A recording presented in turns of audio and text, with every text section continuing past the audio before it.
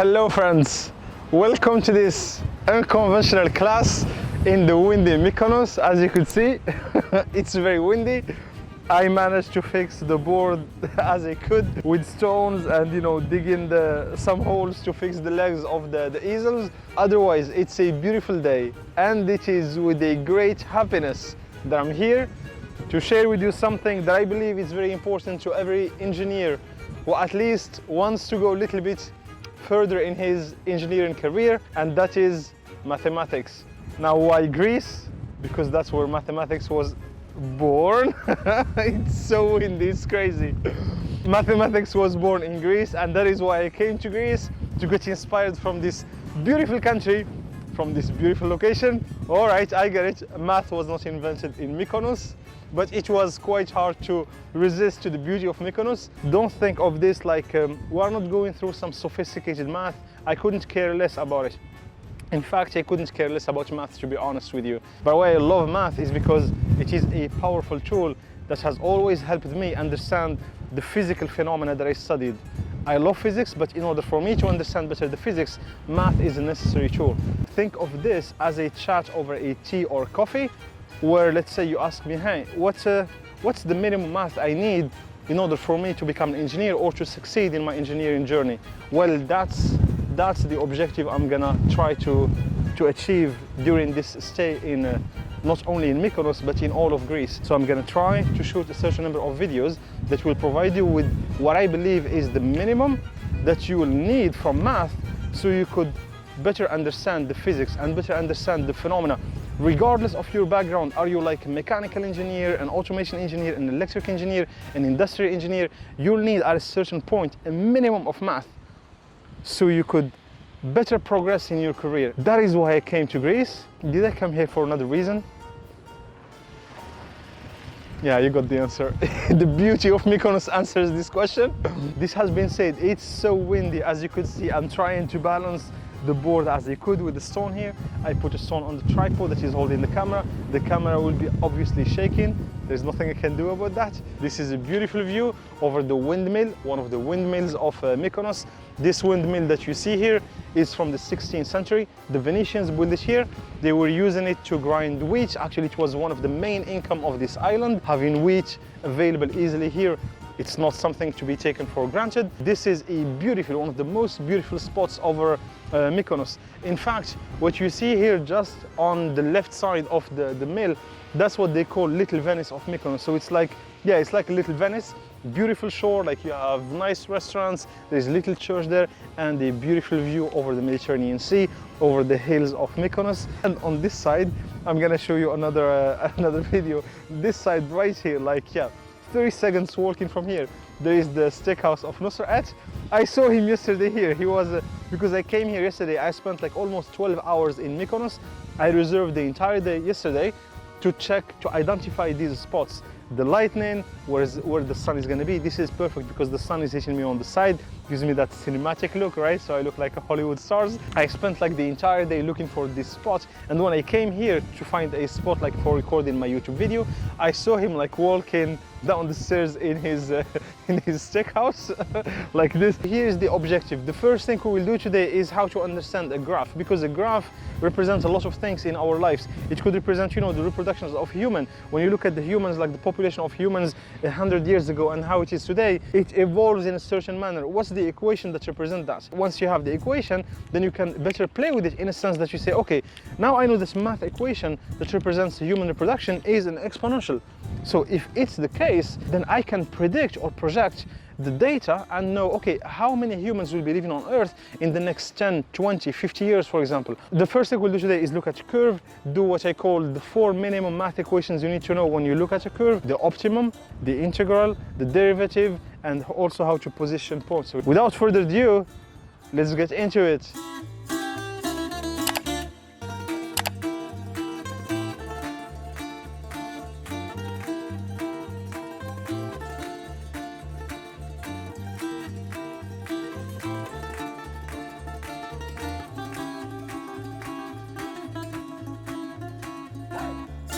What's the equation that represents this graph? The axis y is equal to something that is function of x. That's simply what it means. Y, I know it, it's this axis, right? But function of x, that could be anything. But for this one, the red one that I draw here, what is the math equation that represents this line here? Well, simply x. If this one is equal to 1, then y is also equal to 1. If x is equal to 2, then y is equal to 2. When x is equal to 3, y is equal to 3. Y takes the exact value of x. Therefore, my equation y is equal to x. Very good. This was an easy one. Now here's another one. When x is equal to 1, y is also equal to 1. But when x is equal to 2, y is equal to 4. If I draw it, it will go like this.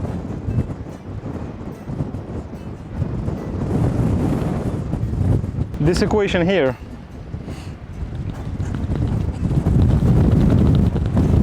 y is x power 2. Now I have a question for you. When you look at this one, for example, look at the red curve, and if I would ask you what's the derivative of it. So what is the derivative of y on x?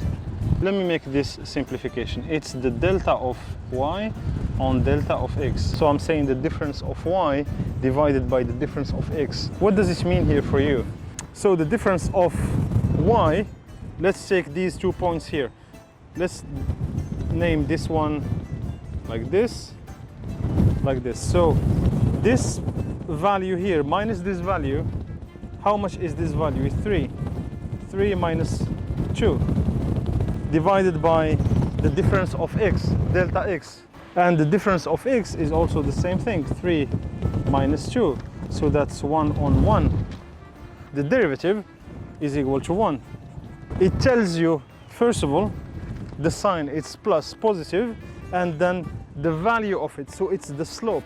The slope is like the rate, like the ramp of this equation. If you want to have a concrete example of this one, think of this graph. This graph represents, let's say, your income or your net worth if you want. So think of it like this is your income on the time.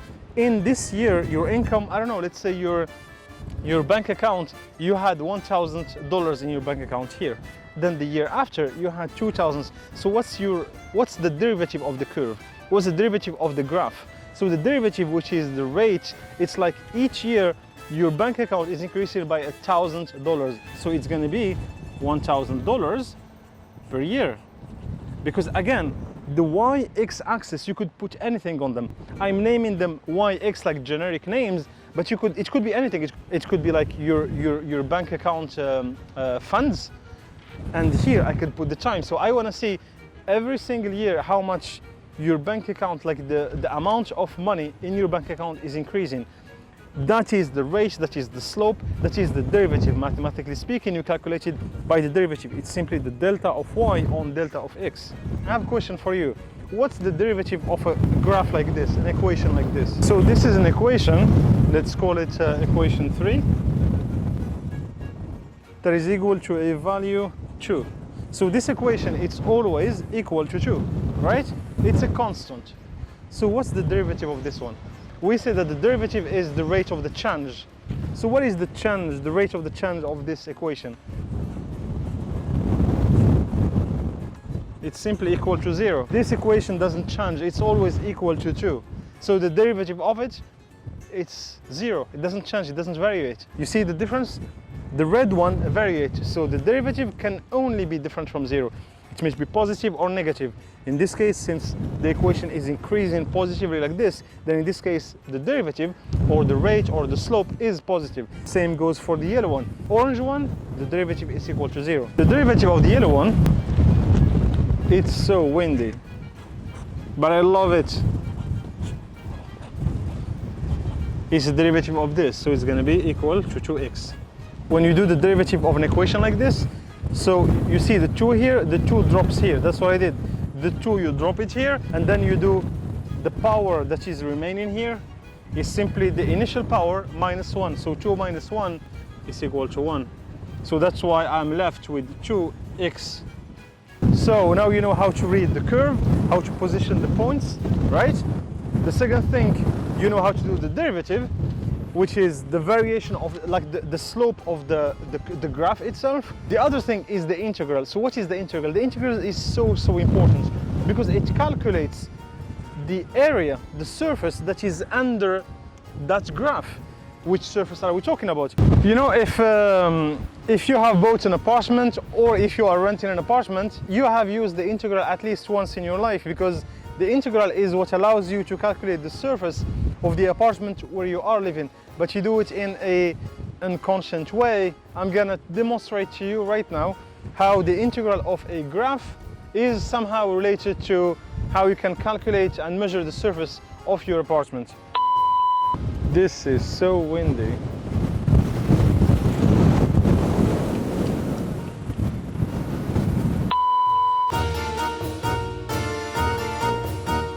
Alright, think of this as a straight line. It's not really straight, but that's the best I can do.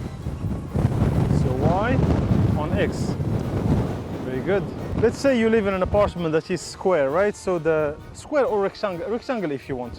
If I tell you what's the surface, you'll tell me, well, it's simple. Multiply one side of the apartment by the other one, and it's going to tell you the surface of your apartment.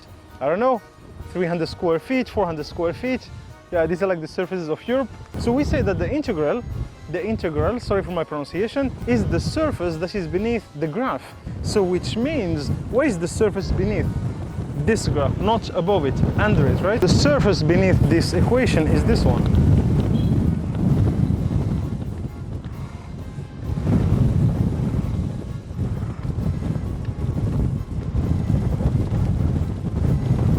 The integral of this function is written like this.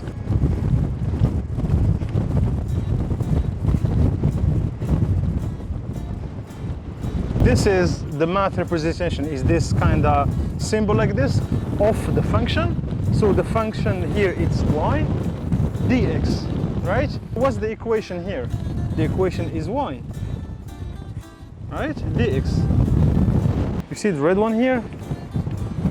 It's a constant value. It could be 10, 20, 2, 3, whatever. It's a constant value. It's straight line like this. Equation y, its expression, it's simply a, right? So it's the integral of a dx. Now my question to you is, what is the thing that if you make a derivative to it will be equal to a? Well, it's simply ax.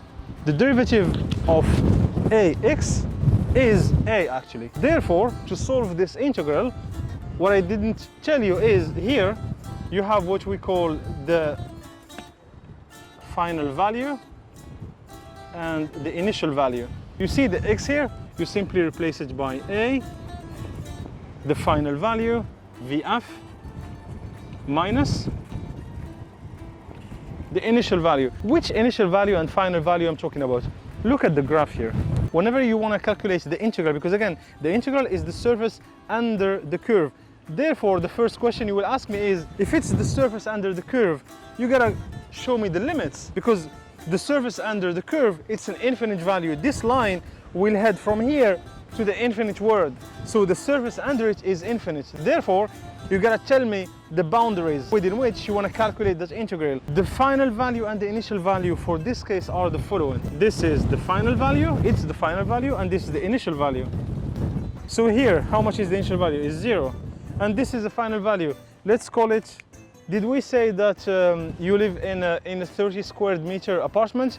We will use the meter because the meter is the international value to measure distance. If you live in a 30 square meter apartment, let's say that on one side of your apartment you have 10 meters, it's 10 meter long, and the other side is only 3 meter.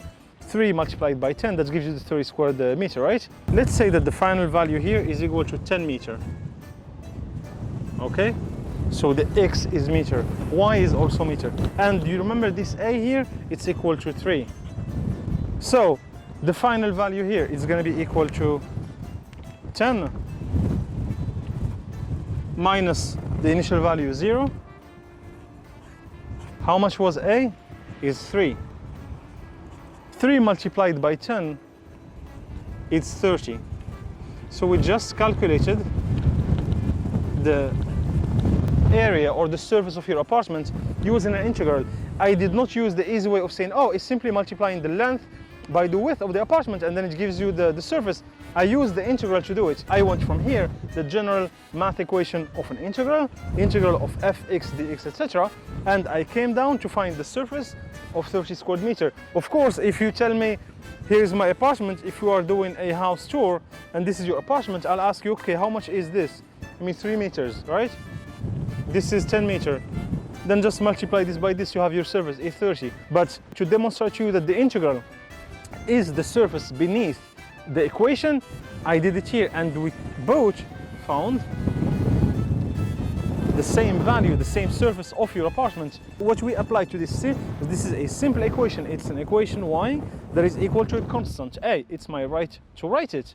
This is my equation. It could be any other equation.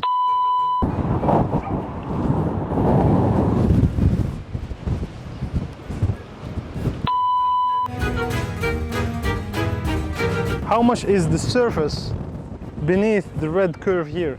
The surface between this line, the red one, and x in these boundaries from 0 to 3. We don't need to do any integral, just visually here. The surface is 3 multiplied by 3, 9, divided by 2, because it's like a triangle. What I'm asking you here is this surface here, right here.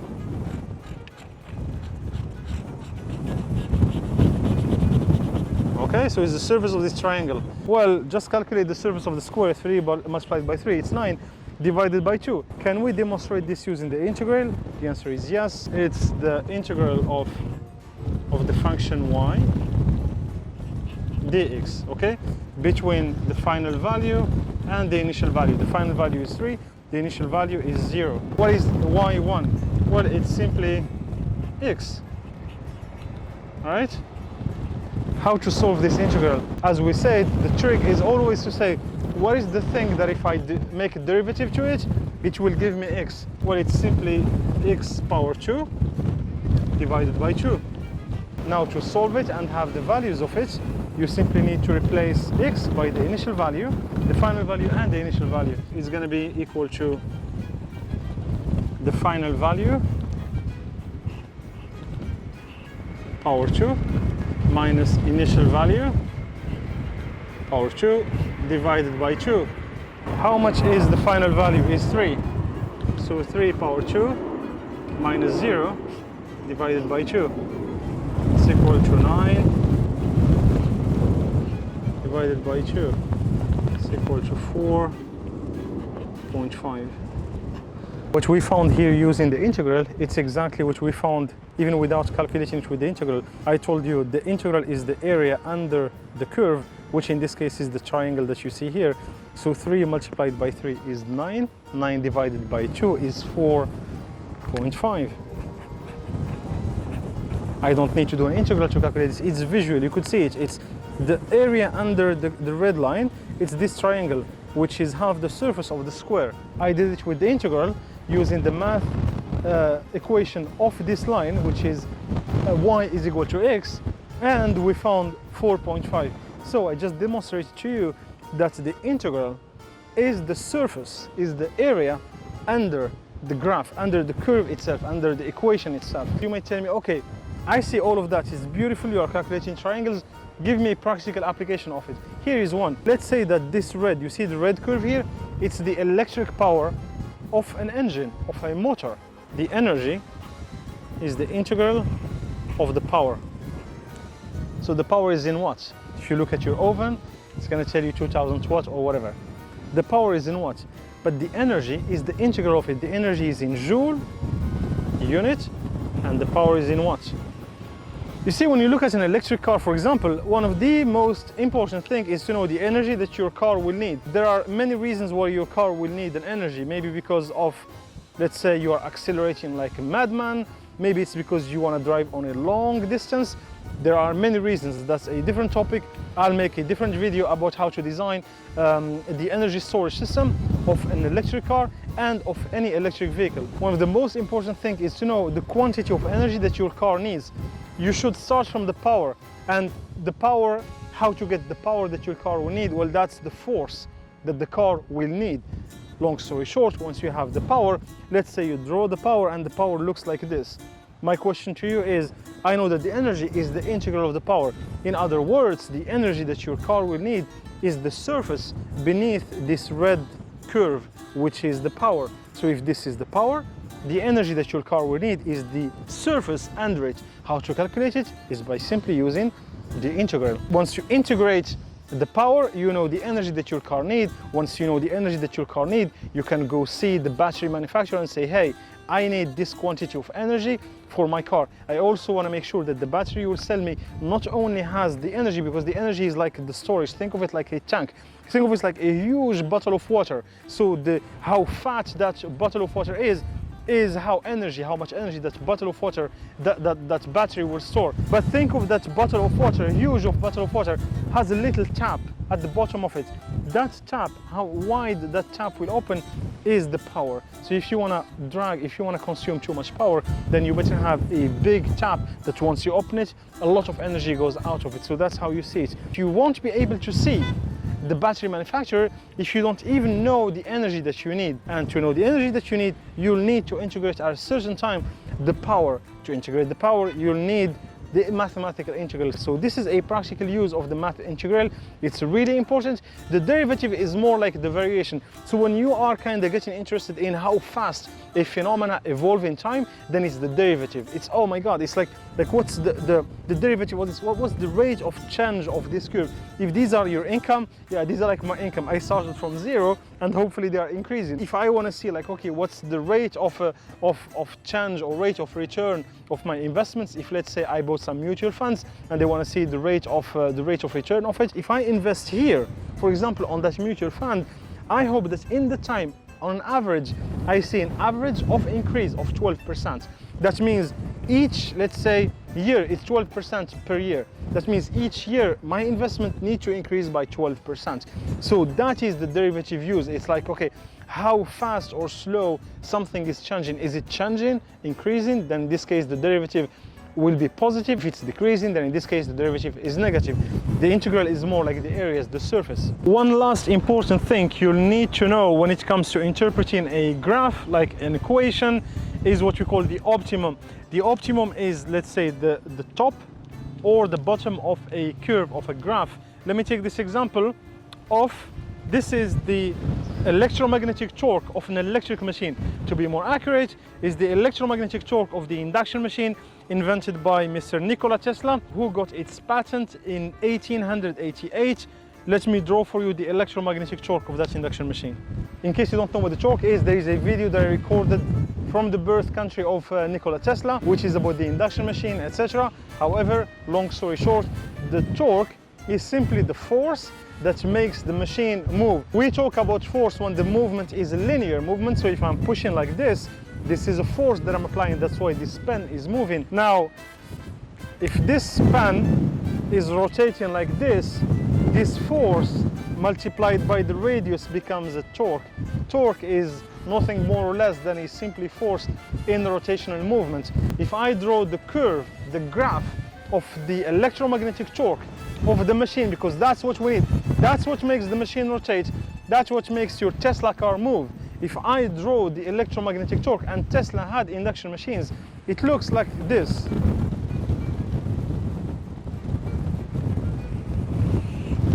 Now the important question is, what is this and what is this? Well, on this axis is the torque, right? On this axis is the speed. So this is like how your torque evolve depending on the speed of that machine. One important question here is what? When you talk about torque, you want to know what's your max torque. That's very important, because that will define if I'm gonna come to buy your Tesla car. One of the first questions is, okay, what's the max torque of it? Well, of course it's going to be the speed, etc. But I want to know the torque. What's the max torque of this car? On your opinion, what is the max here? This point? The max point is this one, right? So how to calculate it? This max point will be corresponding to a certain value. It will correspond to what we call TM, torque max or max torque, right? To calculate the optimum, which is the max of a curve, of a graph, is you're going to do the derivative of the function. You make the derivative depending on which parameter is x, okay? You do the derivative of the function y fx on the x, and you gotta solve equal to 0. You gotta solve it equal to 0. Once you solve that one, you'll end up with the value of x. Because all you care about is what? You wanna know at which x you have that max torque. To me, is when I look at this curve, is okay, at which speed I'm gonna have the max. If you tell me, oh, you get the maximum of the torque when the speed is equal to 60%, I'll tell you, no, I'm not interested. I want to get the max of the torque when my speed is equal to, let's say, 100% or maybe 30% or 40%, depending on the process I'm having. Now, this, I'm telling you this like, okay, trust me, believe me, take my word for granted, it's like this. I'm going to demonstrate it to you. If the derivative of a function is its slope, is its rate of change, what I'm trying to do here is I'm trying to find the moment when the derivative is equal to 0. A derivative equal to 0 means there is no more change, because that's exactly what's happening here. Look at here. The change here is like this. If I look at this point here, the curve is increasing. What is the rate here? It's going to be another line like this, right? Another line going like this. But what is the derivative here? Is going to be a line like this. There is no more derivative. There is no more change. It's steady. The curve has reached its stop. That is exactly the moment I'm looking for. I'm looking for the moment where the derivative of that curve is equal to 0. There is no more change. Think of it like step by step. I'm increasing here. Here there is a derivative. Here there's another derivative. Tack, tack, tack, continuing until here where it's like flat. The curve is not changing anymore. This moment, that's why I wrote it, to find the optimum of a curve is you gotta solve the derivative equal to 0.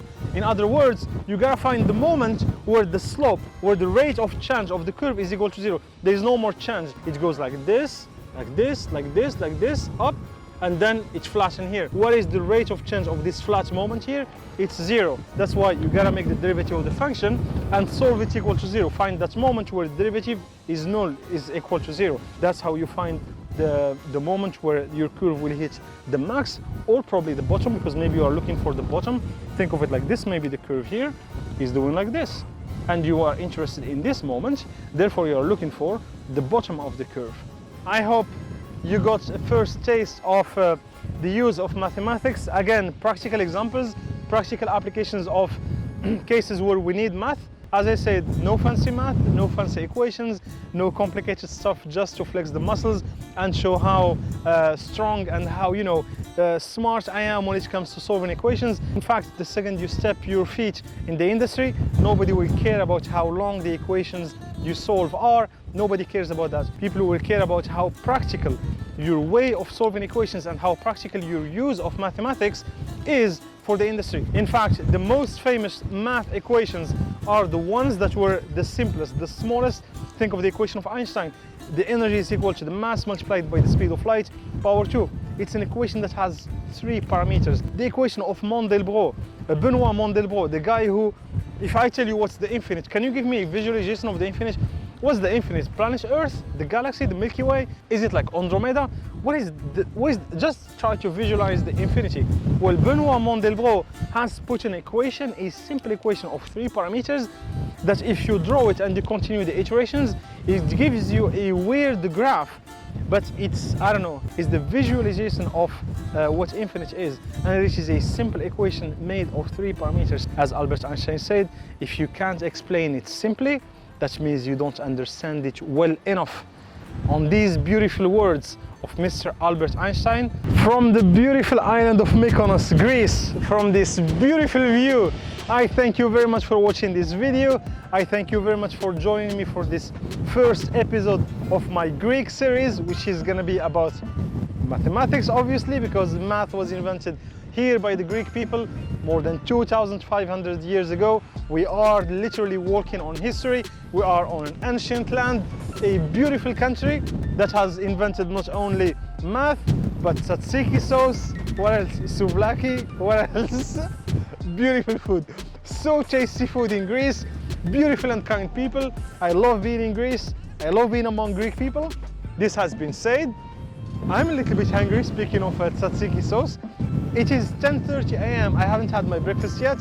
I guess I'm gonna go find myself some, you know, vegan, vegetarian, hanging around with all the influencers of Mykonos. I love their energy. They are so positive, perfectly dressed, and that's exactly what I want to be. This has been said, my friend. Thank you very much for watching this video. See you later. Ciao.